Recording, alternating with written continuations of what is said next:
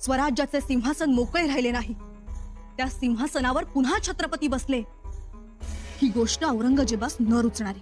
औरंगजेब या राज्याभिषेकाचा राग आपल्या दादा महाराजांवर तर काढणार नाही ना? काढणार, कारण त्याला स्वराज्यात छत्रपती ठेवायचेच नव्हते. पण त्याची ही इच्छा कदापिही पूर्ण होणार नाही. प्रत्येक वेळी घोडाच फेकायला हवा असं नाही, तर कधी कधी ढाल फेकूनही पळता यायला हवा. म्हणजे बचाव करायचा. हो, बचाव करायचा, पण युद्धाचा पवित्रा घेऊन.